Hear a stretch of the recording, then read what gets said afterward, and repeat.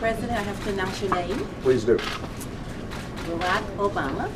That's me. Welcome to the West Wing Week, your guide to everything that's happening at 1600 Pennsylvania Avenue. This week, the president took action to make consumers' credit card transactions more secure, voted early at the Martin Luther King Jr. Community Center in Chicago, welcomed the new Ebola Response Coordinator on his first day on the job, and talked science and tech with some of his top advisors.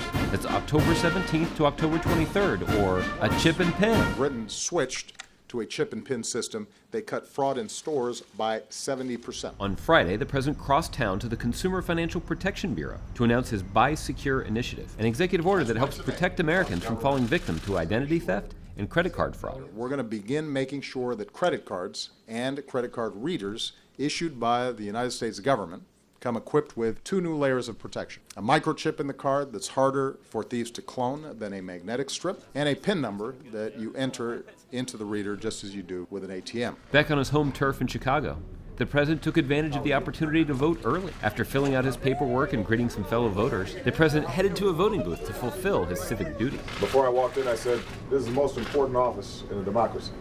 It's the office of citizens. So exercising our franchise, that's where all of us are the same, and everybody has that right. I will say this makes the folks who are a little shorter than me. On Wednesday, there was an important new addition to the West Wing as Ron Klain started his first day as the Ebola Response Coordinator.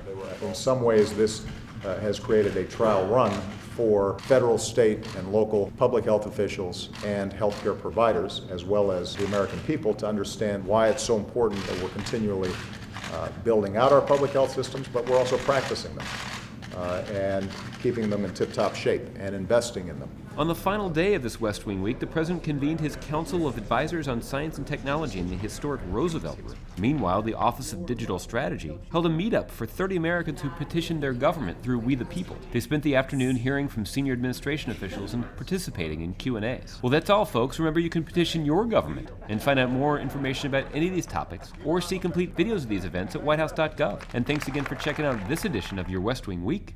Rich, I should mention, by the way, I went to a restaurant up in New York when I was during the UN General Assembly, and my credit card was rejected.